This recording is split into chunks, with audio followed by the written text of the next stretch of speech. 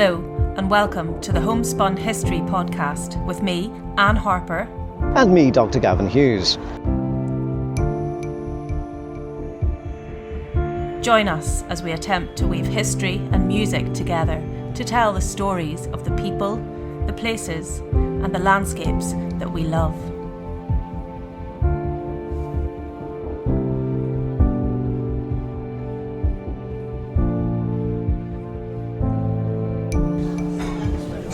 You got your coffee, Gavin? I've got my coffee, Anne. Have you got my oat milk iced mocha, because I'm such a millennial, except I'm really not. Great to see you. Great to see you, Anne. So, what have you been up to? Well, what have I been up to? Well, I've been writing a bit on the 1798 United Irishman Rebellion campaign. And I've been also painting a lot of Italian wars, little 28mm men recently over the summer. And being quite a doggery kind of person, that's most of my summer has gone. Down into small, tiny men. strokes. Yes, and tiny Venetian buildings I've been making. I'm very impressed. Yeah. What about the old glasses? I mean, do they hold up under this sort of strain? Because, I mean, as I'm aging... I have bought myself a pair of what I've called Hubble goggles, right? Which are kind of like sort of like actual crafting specs. So you put them on, got little lights on the front, and you can push them on and off, and it kind of focuses the light on what you're looking at. I too have been advertised those. The algorithms have sent those to me also. You might look a bit like Doc as well, you know. Doc from Back to the Future wearing those kind of goggles. But sure, if it makes life easier. Well, this is it.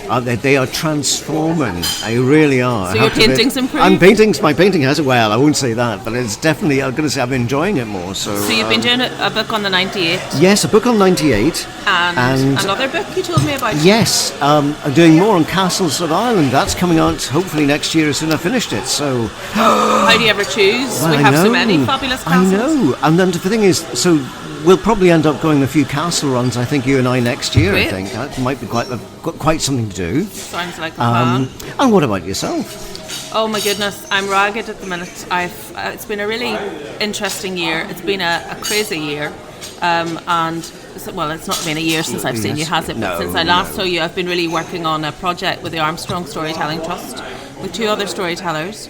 I've been doing the music, writing the music, and working with them on a project that really is around women's stories, mythology, landscape.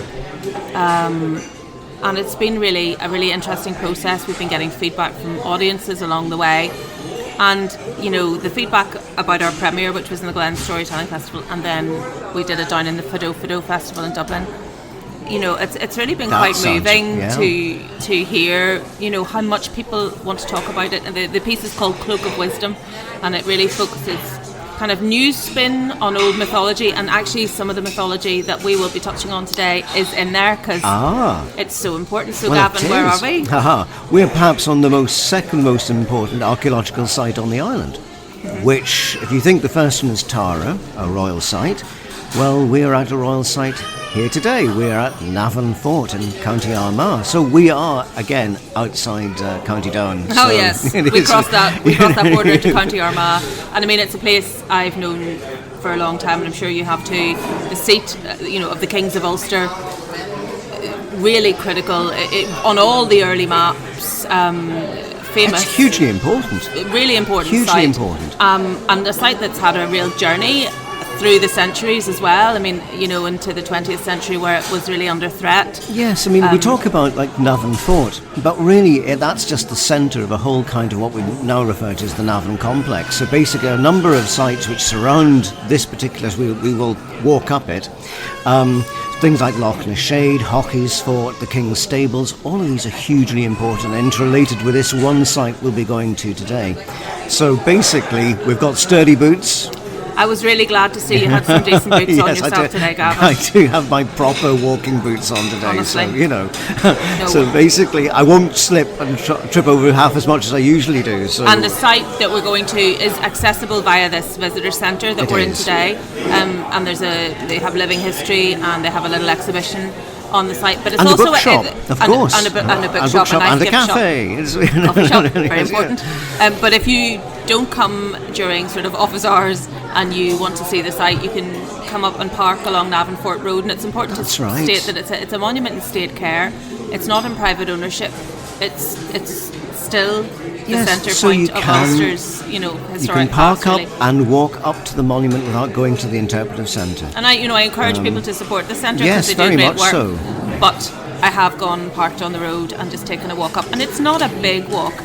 It's a hill, but it's not a big hill in the sense. Well, this is it. I mean, the site itself, just to give a little bit of background, it's basically an earthwork about 286 metres across. So it's You've a done your massive. homework. Oh, I most certainly have. Massive earthwork built upon a drumlin. So it's like this kind of famous hill upon a hill. That's right. And so basically, it goes back to the Neolithic, so 4,000, 2,500 years BC, BCE. And then, of course, the real activity comes in the Bronze Age period.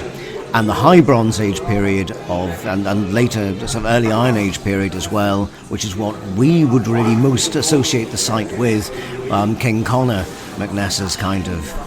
And of course, Conor MacNessa mentioned in the town, the Ulster Cycles, these stories, fantastic stories, Brilliant one of which we'll stories, look at yes. later on, but also a story of Deirdre of the Sorrows, Nisha, all of Macha, of intrinsically course. linked with this place, And such an important place that stories were told, but particularly about King Conor MacNessa, who was Iron Age, am I right in saying, around the Yes. time of Christ, when this place would have been really at its maybe zenith. Yes. Or at least that's what the stories tell us. The stories tell us this is when this place was effectively Ulster's Camelot. Right. That's Oh, the I whole love that. thing. The stories are all about King Conor. And so for anybody that doesn't really understand this idea of a royal centre, I mean, the word royal is very much associated with sort of the English royal family now, but in Ireland we had our own, in inverted commas, royalty. Yes. And there were clans, chieftains, who were essentially petty kings. Yeah, and then there were over kings. That's And it. then there was the head, the top, the ardry. There's been a recent study about County Meath where they say there's like 52 royal houses in the high period in Meath alone. You kind of think, well, Meath is Tara, but there would have been a similar kind of thing in Ulster going on as well. And this, from my perspective, as listeners will know, and I'm very passionate about the site of Knockivey in County Down, and I never stop banging on about it, because it's a royal centre for the Avakakova. And so these kings then would have kind of competed with one another or been elected to be over kings over all the other kingdoms, and the under kings would have given their fealty. And the high king, in this case Conor MacNessa in the stories, but many others, was the King of Ulster, essentially, the king of the province of Ulster. This is it, and everything would have been administered, and the focus of all of that rule, the focus of all that sovereignty would have been here at Navan. Amazing. It is. So, why are we here at Samhain? Because I think of the Book of Leinster. Anne, is this right? That's right. Well, I mean, I thought it would be a good spot to come to at this time of year. There is this great reference in the Book of Leinster, which was a book written down around the 12th century by monks, as many of them were. But the book contains stories that were told in an oral tradition. So these are stories handed down over generations. Yes. And they're sort of lost through time. We don't really know where they came from. But there's this tantalising reference in the Book of Leinster, which I feel is maybe slightly overlooked these days, and I would like to, remind people of it. Actually, absolutely restore the balance a little bit, I think, here. So, sort of. Well, in terms of the Samhain, we think of, Derry/Londonderry as being the centre of Halloween celebrations. We really do. But at one time, it was really here at Navan/Emain Macha, this important royal centre. And there's a section in the Book of Leinster entitled The Tidings of Conor MacNessa, who was obviously that famous high king who lived around the time of Jesus. And the book talks about the celebrations that took place here at Navan Fort around the festival of Samhain, which has sort of morphed into Halloween. It has. They're one of the most famous and most important fire festivals in the Celtic year. That's right. A really liminal time, a time of shift between sort of the brighter days and the darker days. That's right. And they would have held these fire festivals. And the book tells us that the celebrations here lasted for 6 days across that Samhain period, and the Book of Leinster says that Conor had to make great provision.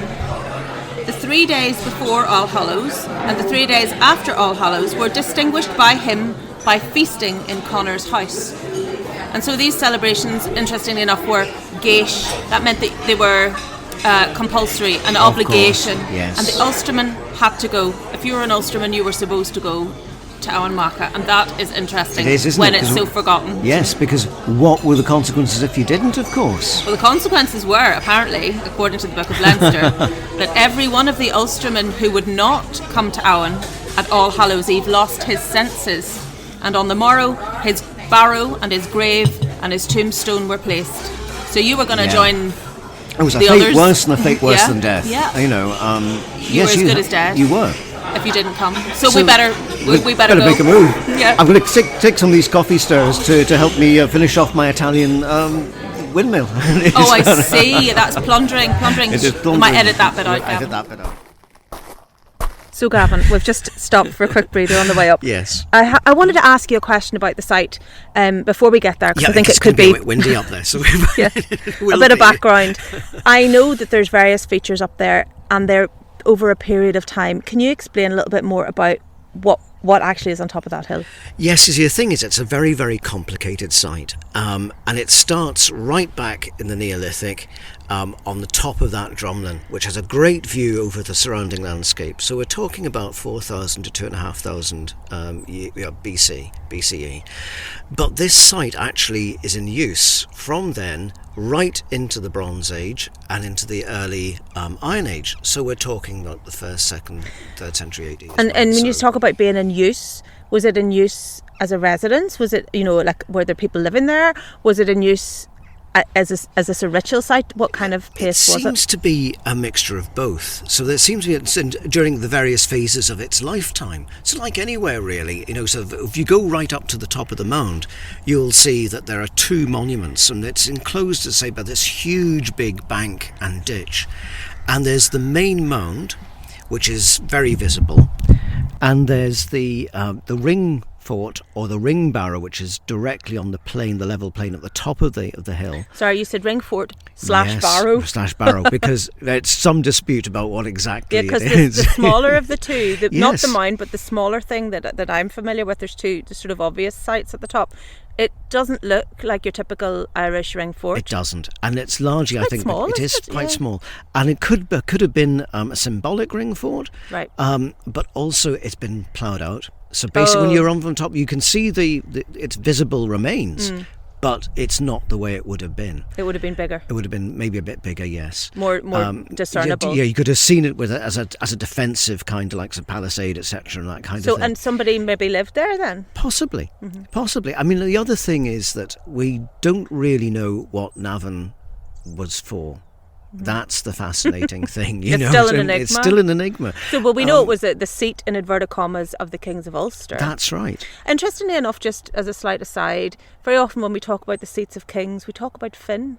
Very little talk of Finn in association with kingship. No, at that site, is very it? I mean, little. not that I'm aware of, anyway. That's it. It's mainly King Connor. It's Connor? Yes. But Finn being a name that's synonymous with kingship Everything. throughout Ireland. Yes. It's no, well, as far as I can see, it's conspicuously absent. Well, and Perhaps. there may well be a reason for that. That's interesting. There may well be a reason. I mean, as far as the actual ritual side of Navan goes itself, and when we're talking about the archaeology, what's fascinating about where we will be is that it's constructed first of all as a timber ring, and then you mean this is the bit on top of the mound? On top of the mound. Yep. So, and then another timber ring is built on top of that, which then has limestone stones put in inside it. So hold on, these are rings of wood. Well, palisade, big palisade. giant. I can say almost structures in a circle. Is it a building? Maybe. So it could be like a palace. This is the thing. So when you look and see what actually was it, well, the obvious answer is it's a ritual kind of like building that you go in. But then the fascinating thing is the big secondary structure which was put up on the hill, on top, right on the top. Some people believe that some of the limestone stones actually came from a nearby cairn. Oh. But this is all part of a process of destruction. So what happens is the ring enclosure with the stones inside that's burnt, and then soil put on top. So for some reason they are casting So there was some this sort of aside. structure, Yeah. which was then infilled, then covered up, and burnt, or And burnt this- and then covered up. And this timber ring structure has been then there's a sort of like a secondary ring, so it's like a figure of 8. Do we and- know what age the timber is from in there?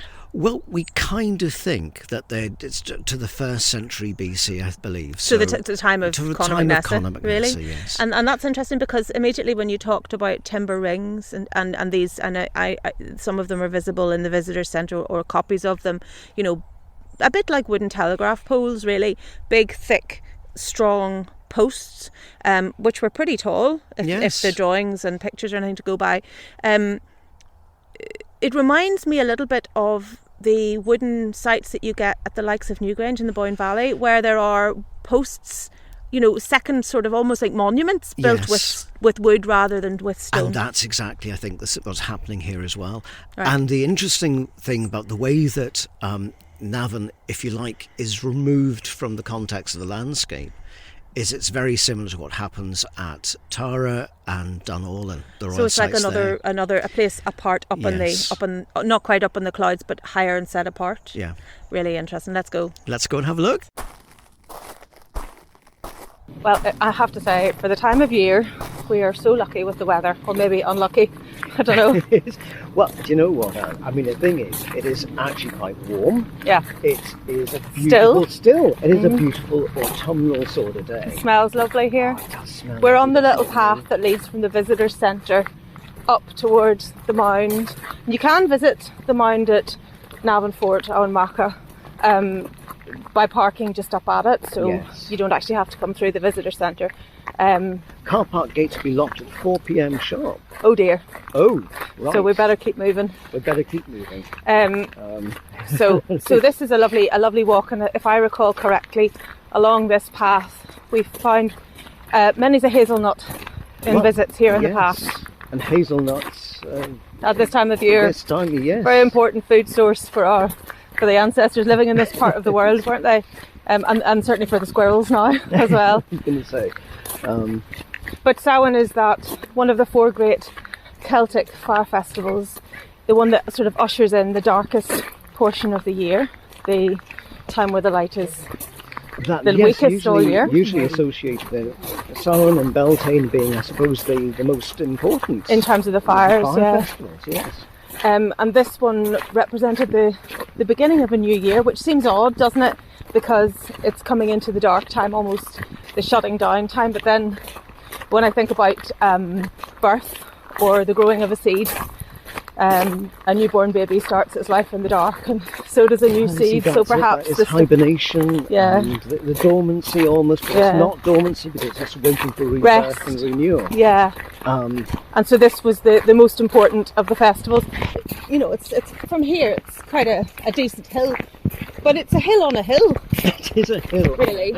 As we go up the hill, we go through the phases of when Navan was constructed and how it was constructed, and maybe why it was constructed. The first thing we come to is a huge ditch. Yes. Like a really huge ditch, and I mean it would have been even bigger back in the day. And of course we don't really know how much has been eroded in the last some 2,000 years. But it was, and we've got a little kissing gate. resist the urge. So well, we go just round to the side here, so we're sort of skirting the edge of this enormous bank and ditch, really deep. We're not even at the top. Yeah. And you can see You can say a good distance. a great vista before you.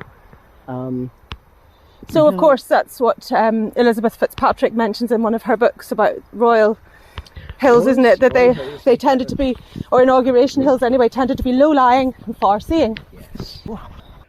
We're at a second sort of, I suppose, a turf or a sod. Almost looks a bit like an old sod wall, but it's not. It's a sort of bank and a smaller ditch, much smaller ditch, halfway up the hill. And within that circular ditch is this mound, which we're now going to climb up. What size is this mound? Let's have a guess. Right. Yes, I'm never very good at metres and feet. I know, just thinking of diameter-wise. 60 feet? Yeah. Yes, I was going to say maybe 25 to 30 metres. Yeah. Standing on the top here, you can see this is the biggest vantage point in the this entire area. Yeah. So they found an earlier palisaded site, and then what it appears from the excavations. And they found out basically that it was timber rings. A huge building huge with lots of timber holes, post holes, and then stones, limestone stones. Okay, within to make a mound. Yes. But within the mound was the remains of a structure. That's it. And we do not know, A, why they built the structure, B, how exactly they basically what its purpose was. Mm-hmm. So all we do know was they covered it up. This place, known as Emain Macha, and we'll talk about the name. In fact, maybe now is a good time to tell the story of the name of this place before we go into the rest of it. Okay, so have a listen to the story of how Emain Macha got its name. The story of Macha's curse comes from the Ulster cycle. These are stories taken from an oral tradition, but written down in the Book of Leinster sometime around the 12th century. Cruan MacAgnaman was a rich farmer who made a good living. He was a wealthy man, but despite his wealth, all was not well. Sadly, his wife had died, leaving him alone with 3 small children. Cruan's home life was chaotic. He had relied upon his wife to run his household and take care of the children. But now that she was gone, he was struggling. The house was in disarray, and every day he had to leave his children to go and look after his animals. He just wasn't coping. One day, after a long day of work, Cruan opened the door to his house, expecting to see the usual shambles. But to his astonishment, the house was tidy and as neat as a new pin. His children were clean and washed.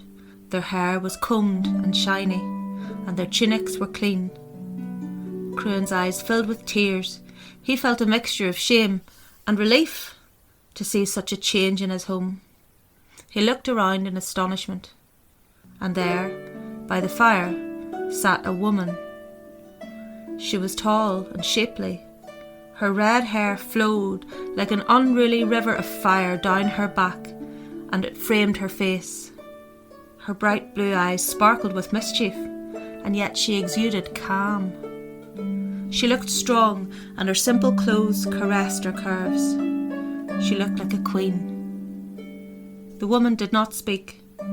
She rose from her chair beside the fire and prepared some food without uttering a single word. She fetched milk from the cow in silence. Then she fed the children, gestured to the servants to leave, and set a table with 2 chairs at it. Together, Cruan and the woman ate their food in silence, and it was good. Cruan was confused. Who was this woman? Was he dreaming? But as unreal as it all seemed, this was a dream he did not want to wake up from. When the meal had ended, the household began to retire for the night, each person returning to their couch. Cruan also went to his bed, wondering to himself what would happen next. The woman remained in the hall until the house was quiet, and then she put out the fire and lay down beside Cruan. She put her hand on his side, and they drew their bodies closer. And when the morning had come, without a word being spoken between them, Cruan had a new wife, and her name was Macha. He knew from their meeting that she was no ordinary woman. By the way she moved, he could tell that she must be fey, a fairy woman. When she ran, her feet were so swift it was as though they barely touched the ground. He thought she was as swift as the wind. However, the woman never made a fuss. She simply went about her business as a wife and a mother. And in time, her belly began to swell with new life, and it looked like twins. Now, in those days, the Ulstermen had frequent meetings and assemblies at their hills and forts, and the most important of these took place at the High King's Fort, the place we now call Navan Fort, and the largest of these assemblies was held at Samhain. It lasted for 6 days, and there were great fires, feasting, games, and a fair. It was gaish, meaning an obligation for the Ulstermen to attend, and Cruan was making his plans. When he told Macha of his intentions, she was alarmed and said, "Do not go, I pray you. Your tongue will grow loose, and it would be dangerous for anyone to find out about our union. We can only stay together if no one knows." "I will not utter a word," promised Cruan. Then the time came for him to leave. Macha was nervous, but he was decided, and so he left, kissing her firmly and again promising to mind his tongue. The Ulstermen gathered at the High King's court. It was a wonderful festival.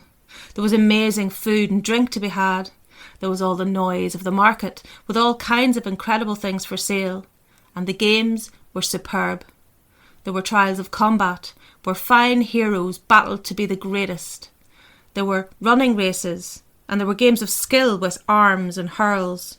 And then came the horse races. At the 9th hour, King Conor MacNessa's royal chariot was brought upon the ground.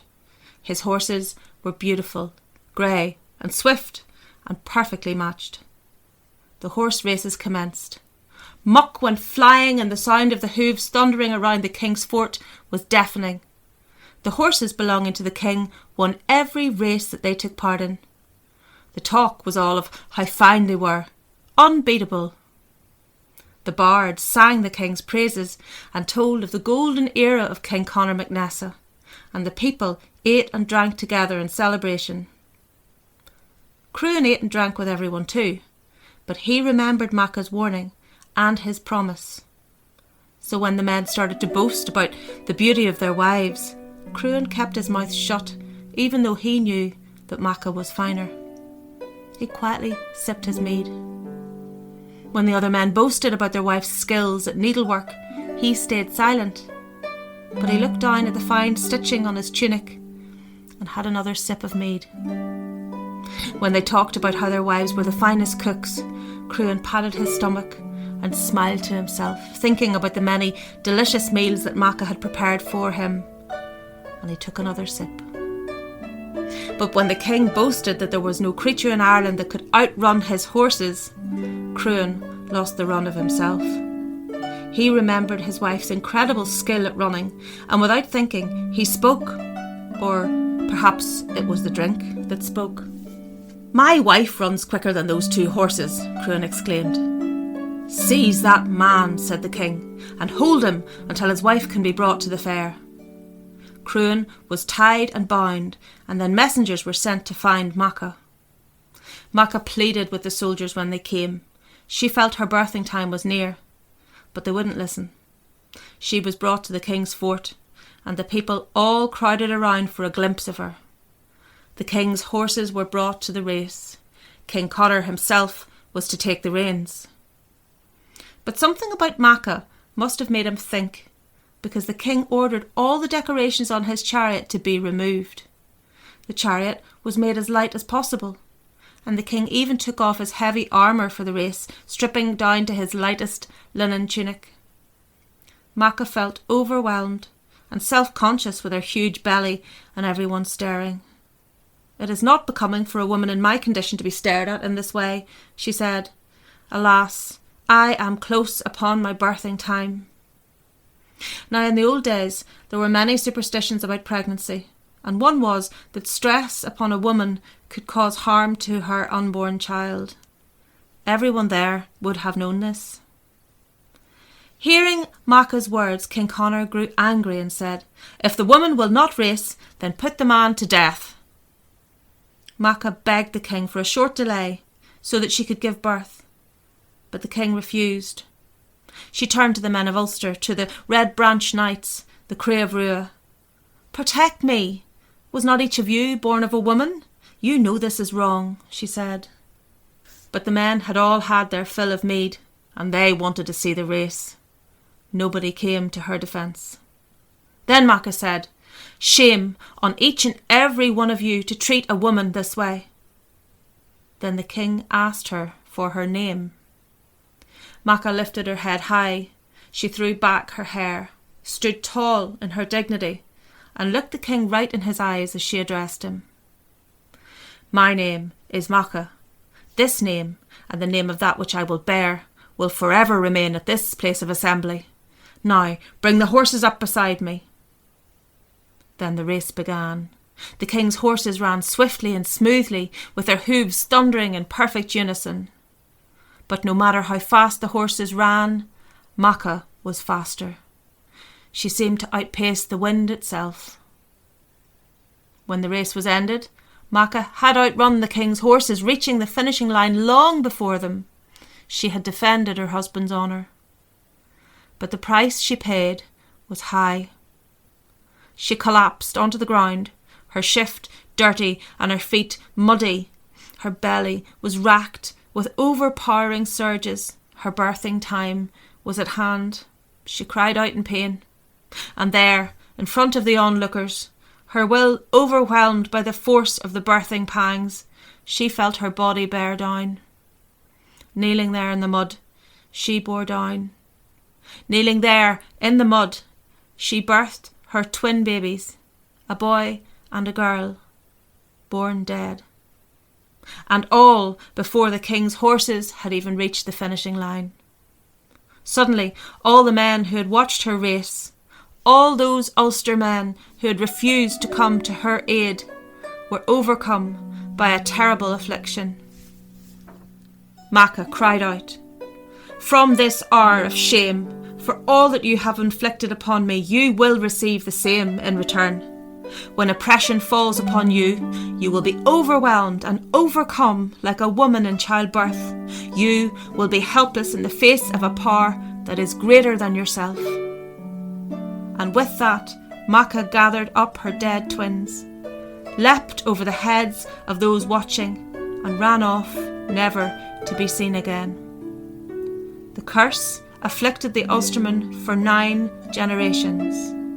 And the story of Macha and her twins is, as she had prophesied, still remembered in the name of that place which we now call Emain Macha, meaning the twins of Macha.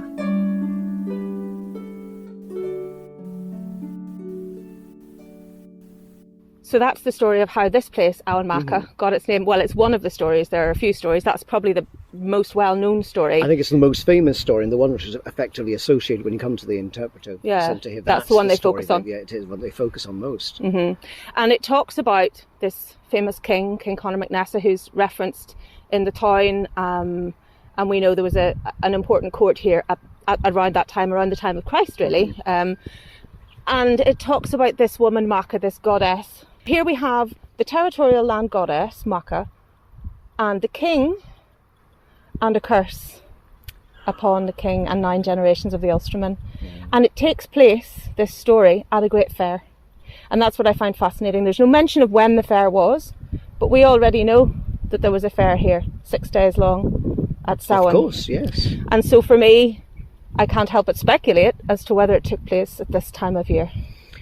And if so, it would probably have been around about any time from in the 1st century BC to the period we're kind of talking about. And it's a story, it's a mythology. So we're not saying that this event actually happened. No. But it's a mythology that grew up to describe a certain weakness, a certain affliction that happened to the Ulstermen at around this period of Conor MacNessa. Now, to me, that's interesting for 9 generations afterwards, because what happens here, and this structure, this structure that we're talking about, that we're standing upon the remains on right now, symbolically or ritually or whatever, for whatever reason, destroyed. It seems from the archaeology that it was deliberately infilled, it was set on fire, and then it was covered up with earth. As we were saying earlier, I can't believe that an invading force would do this. And in fact, to be quite honest, an invading force would come in here. If they were to destroy this to show their power, they'd want people to know it was destroyed. I mean, I'm kind But of would they not leave behind its smoking remains? I think this was done here. It seems to have been almost protected. And I'm kind of thinking of other areas. For example, if you hated the people who were here and you came in to destroy this as a royal centre and wipe them from the face of the earth, you'd be doing what the Romans did with Carthage. They destroyed Carthage and then they sowed the ruins of Carthage with salt so nothing would grow there. They raised it. They raised it and for generations afterwards. So this mound, they may not have decided to take, their pickaxes and whatever it might be to level it. But they wouldn't have done it with such care. It does seem like a really deliberate act and a ceremonial kind of act rather than just an act of war, to me, anyway. I mean, I have a tendency to agree, Anne, and I kind of feel that it's almost like, and I know we've talked about this many times before in other places and subjects, but it makes me feel like it's almost like a saying goodbye. Well, yeah, indeed. To a place. Putting things into the hills, and we've got a great history of putting our ferries into the hills. That's what they always said. We did. We put them into the hills. So I come back to the story, and I'm wondering what happened after Conor MacNessa. What fall from grace was there amongst the Kings of Ulster here at the time after Conor? Was there a change? Did they lose their power? And was this deemed to be the curse? The coming true. Yeah, I mean, this is it. I mean, sort of, it's where the mythology can give a tantalising glimpse into maybe what we've seen archaeologically and in documentary evidence like the Book of Leinster and things like that. It's interesting, isn't it, to try and see if there's any common ground between the stories, and there's more than one story, yes, obviously, but this is perhaps the best known story. And the archaeology here, which I have to say we haven't got time to talk about the archaeology, unfortunately really. Not. It's massive. It is massive, and I kind of like to think that it does remind me very much, so whenever we were saying, well, I recently went to Tara, and Tara is supposedly the greatest ritual site in Ireland, followed closely by Navan. And I can see the similarities are very, there's various kind of different features within the landscape, yeah. And that to me actually demonstrates what a royal site actually is, because it has different parts to it. So I'm going to come in with my very single-minded, very determined head on and talk about another part of the great Ulster story, the town. Well, it's actually in Kinsella's translation of the town. He begins with a reference to Conor MacNessa. Yes. How he came to be king. And I won't get all the pronunciations right, so please forgive me. Ness, the daughter of Auchie Solweave of the Yellow Heel, was sitting outside Owen with her royal women about her. The druid, Cathbad, from the traitorage of Mag Inish, passed by, and the girl said to him, "What is the present hour lucky for?" "For begetting a king on a queen," he said. The queen asked him if that were really true, and the druid swore by God that it was. A son conceived at that hour would be heard of in Ireland forever. The girl saw no other male near, and she took him inside with her. She grew heavy with child, and it was in her womb for 3 years and 3 months, a decent gestation by any standards, and at the feast of Author she was delivered. So here we are with the druid impregnating that Ness. Cathbad was a bit of a rogue, wasn't he? He was a rogue, all right. He took advantage, didn't he? I was going to say, definitely did. He was, well, the gift of the it was ever thus, Gavin. It was ever thus, important man with, takes advantage of. But to be fair, this woman also knew what she was doing, because Ness, who gave birth to Conor, who became MacNessa, son of Ness, not son of Cathbad, referred to as son of Ness, his mother's son, possibly a matrilineal sort of thing. That would maybe make a lot of sense. But he goes on to be this great king. And how does he achieve that? Well, he achieves it because his mother makes a deal with the king. Yeah. The king fancies his mother once this child is born, and she says, well, okay, I'll go with you, but you have to make my son king for a year. And what happens is he ends up being a better king than the king. And he ends up... And they keep him. Yeah, they keep him. And that's how come he ends up here at this site. And it does feel really exciting to be talking about that stuff here. I mean, it does, prime geek territory for me. It's perfect. So this idea that maybe the cultural line of Conor MacNessa might come from a father from McGuinness, a druid from my part of the world, marrying or getting with a descendants of a king with possibly a matrilineal, hint thrown in there. So what's that all about? And that's the other interesting thing. Even the fact that the naming of the druid is an unusual name. Funny name. It's an unusual name, certainly in Irish Gaelic, Cathbad. What are the origins of Cathbad? Who is Cathbad? So we'd love to know. It's almost as though the progenitor of Conor MacNessa, and here I am sticking my neck well out now, but his father and possibly his cultural background might not have come from here. It might have come from further to the east, from southeast where I live. the land of the Avakakova, And where it seems we have a very similar very hill. reasonable. A Yes. hill with a cairn. A hill with a cairn that's been covered by a layer of sodden Yes. earth, very deliberately, and burnt, And burnt. with associated monuments. I find it just fascinating that all of the royal sites in Ireland have a similar kind of progression, have a similar kind of end of their life and usefulness. Right? So that, yes, indeed. Yeah, So that they're built on these so- particularly low-lying, far-seeing hills. Yes. They have a cairn, and then a ritual act of burning of some sort. Destruction of some or protection or destruction, whatever is putting into the care back of the gods. Putting who into the knows? hills. Putting it back in the hills.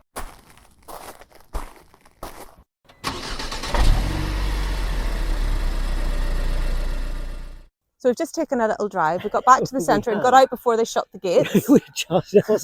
That was very exciting. Yes, and we met a lovely little dog along the way, did. a wee friend, and we don't know who owned him. So if And he you've lost followed it, us all the way He back. did. I think he was after a sausage roll, but Well, maybe we both have dog treats in See. our pockets. So well, we you know, summoned a small dog anyway, and he was very lovely and Our red, element. which I thought was nice. Yes, a little, yes, you know, a red it dog was, to you go know. with the red branch. Yes. And we've come to Speaking another. Of which, I know. oh, She's, you know, I'm good, aren't I? That's a Radio 2 segue. Isn't Thank it? you. So we've come along the Creevero Road, Yes, which means the Red Branch Red Road. Branch Road. So just along from Navan Fort, and we are here at a really special site called the King's, well, known now as the King's Stables. Obviously, it's part of the same ritual landscape where we have Navan Fort, Emain Macha. But this is in terms of dating, we're at a very, very different site and an older site. Gavin, tell us, describe where we are. We are basically looking at effectively what would have been a deep pool, quite a deep pool. There's a sign that says warning, deep water, but you can't see the water. No, it looks as though you could walk on it, but Yes. you can't. There's lots of rushes and things, but this was effectively a Bronze Age site. Dates pretty much to the first millennium of BCE. So it's a completely different kind It's a of feeling. circular pool that was Yes. artificially dug by people, quite deep. Again, dug for a purpose. Now, again, because it has no obvious function, it has been referred to as a ritual site, a ritual pool. But actually, it's also circled by trees. Now, how low these trees and whether the trees are always here. There's a bank, There's possibly a ditch, viewing yes. bank. You know, like you would have had we were talking about the Giant's Ring earlier on in Yes. Belfast, where you could have stood people around. And the bank does kind of, it almost fully encircles the pool, but not quite. And we're standing on the sort of entrance, what I would imagine would have been sort of flatter edge. Whether it was always like that or not, I don't know. Well, that's it. And funny enough, actually, I've got Lawrence Flanagan's Dictionary of Irish Archaeology. In the King's Stables, he refers to that in quite a lot of detail. But interesting thing is, and I'll read you a little portion because I think you'll find it interesting. So at the very bottom were bones of cow, pig, dog, red deer and sheep, as well as a portion of a single human skull. Can I just stop you there, Gavin? Because I I knew took you issue can- with this yes, earlier yes. on. The single portion of a human skull, that was a very sanitized description of what was Yes. really a face, the front part of basically, the skull. The front part of a skull had been clinically removed, dissected They took off, somebody's face, yeah. and That's they threw it Hannibal in here. Lecter, right? Yeah, they basically took somebody's Okay, face sorry, off. just to be clear, it wasn't the flesh, it was the bony part of the skull at Yeah. the front that showed the orbits and the nose Yes. and the place where the jaw, the top part of the mandible. Oh, And listen you to me, that's a lot of I know, CSI, I isn't know, it? yes, I'm going to say CSI, King's Stables, But effectively, they took somebody and they took the most visible part, literally the most visible part of their humanity and put it in Wow. for whatever reason. And you put it that way, and that's really, really interesting. So, All I was going to say really is that two ends of the diameter examined came 18 fragments of clay moulds for swords of later Bronze Age type, 2 shards of coarse pottery, a bone spatula, a bone scoop. So basically, the moulds for Bronze Age swords, which again, of course, the things used to create their weapons, yes, and they were deposited, and yes, ritually, because into this pool. And that's where, I mean, obviously we're here again at that liminal time of the year, coming into that really dark period, the start of the new year, where a lot of things come to an end. This is the time when we have even these days, a lot of animals will go to slaughter because you don't want to keep them over the winter and people eat them through the darker months. So this is a time of death. And we're standing here in this place, which was a ritual place with obviously remnants of death. Yes. This face was once alive, and it was a young man the skull belonged to. And I kind of wonder what the correlation, the linkage is between this site in the Bronze Age and, as I say, just across the way there with the Navan Fort complex, because they're all interrelated. And here we know that the water was considered a pathway to the other world, or some sort of a portal. The water was very important as a gateway. It reminds me very much of a Druidic shrine that Caesar would have talked about. Oh. The Iron Age. Now, of course, we're talking about late Bronze Age here. But it reminds me of one of those sacred groves that he used to talk about, where they used to hang people's heads from the trees around the sacred pool. Eek. And basically, they would be preserved in oil. Wow. And hung from the trees. Wow. You see, I have never thought of it in quite those gruesome terms before. But although we were talking about Gaulish Celts, not necessarily the type of Celts who were here. But the practices. But we have ritual offerings. We do. And then we have the understanding that in this part of the world, water was seen as a sort of a place, a liminal place, a forgotten place, or maybe a cross into the other realm. And to me, just on a sort of visiting, and I've visited this site many times, it does have the feeling of a sacred space of some sort, and it is a little bit dark. To me. Isn't that interesting? Do you find it a bit dark? I actually find it, I'm coming in, I actually find it actually a place of peace and tranquility. Well, it is that too. And I'm not saying dark in the sense of that I disapprove of it or anything, but it's powerful. Maybe powerful is a better word. And it definitely sense, this is, you don't just dig a great big pool like this. And again, it's nearly, the size of the mound at Navan. It's a very similar sort of proportion. It is a very similar kind of proportions to it. It is, and so maybe one. Here we go into the realm of speculation, Gavin. But one raises itself up into the sky, and this one raises itself or deepens itself down into the ground. So we have, and I know that you were talking about Navan has been described as a portal in the past, and I think that this is a similar, a different kind of portal. Yeah, that way. The idea that Navan was somehow opening a gateway to the other world, as I think sort of Richard Warner had described it, but I actually think that the King's Stables is much more of a visible element to that. You can see, you can sort of, understand immediately. This still talks to you about how you could almost see this as being some kind of a gateway of communication. Well, exactly. And so when we go back to this ritual landscape idea, and this idea of Druidic, whatever that means, let's talk about, maybe some sort of religious or sort of cultural practice. There's no doubt in my mind that you have a place where you go. You have churches these days where people go to speak to their gods. Perhaps this was a similar idea here, that we were communicating with a supernatural entity or supernatural force, and this was where we came to do it. So is there a spiritual element to the Red Branch? Is that a possibility? Do you know what? Well, I've never considered it before, so I let's be quite honest. There's no reason to suggest why not? that there weren't. That's interesting, and that would help tie in those. I mean, of course, we can't prove it or disprove it, so it's just speculation. Yes. And if I was a knight or a soldier or a fighter or a hero, as they'd be better called, I would certainly be putting my trust in something greater than myself. Something supernatural. Every time you went into battle, you'd be fighting for something ethereal. No, I don't know. Isn't it interesting then that this didn't become like a saint shrine? A religious place? Yes, because one thing I've noticed here, which is not as in the Christian religion. Religion, and one thing I've noticed here, which is lacking here, which of course we noticed when we were up at Navan, is there are no votive offerings here. No. So somehow in the folklore, the idea of this being a sacred spot has been forgotten in some way.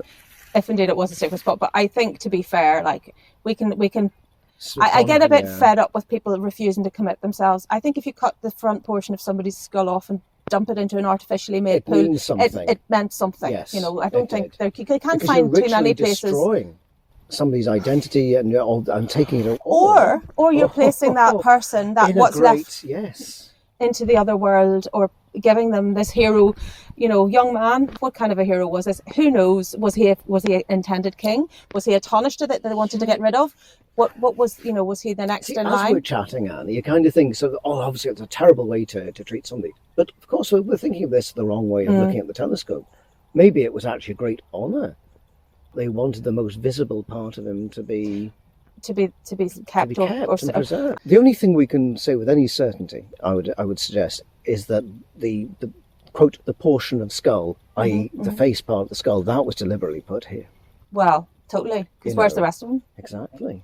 It must have been cut carefully, because it wasn't wrecked. It was I would say it was dissected with the best kind of implements of the time.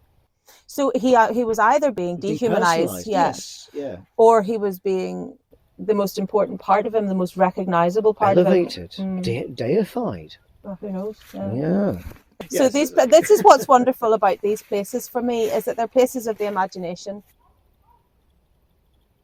And silence is good. Should we continue? I think we should. I could be wrong, but I think I remember that they had terrible problems whenever they were excavating here and having a look at the archaeology.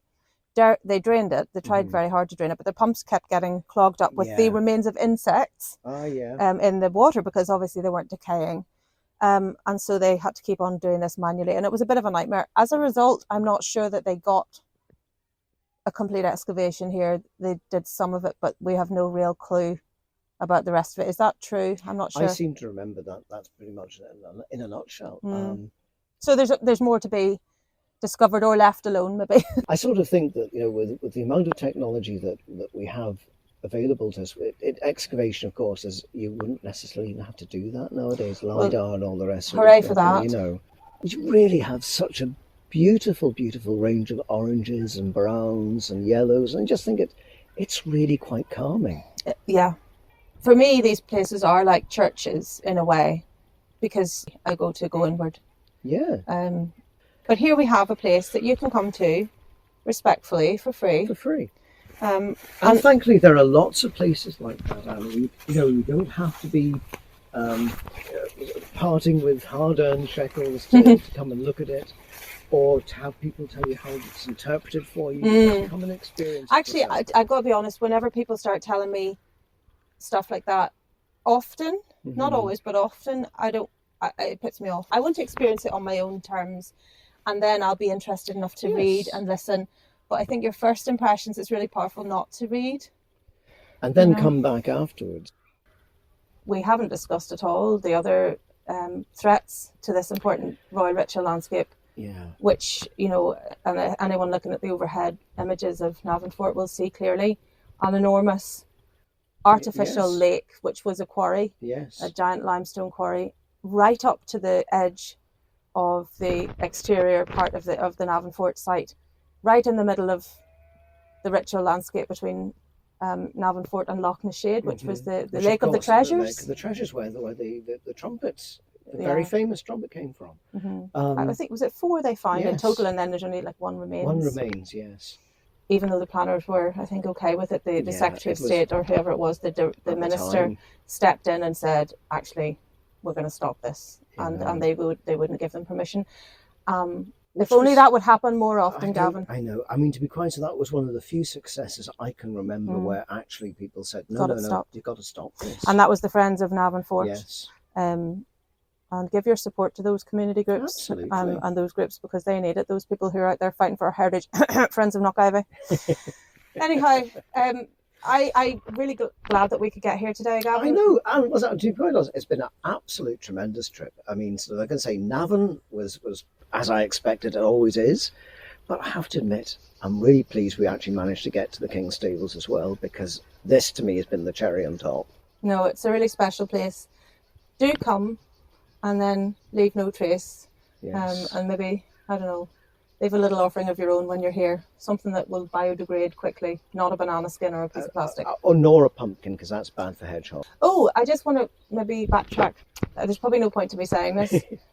But when you were describing the facial portion of the skull that was found here, I was reminded of the stone heads that pop up I know someone who has one of these stone heads in their possession, and it's a Neolithic stone head.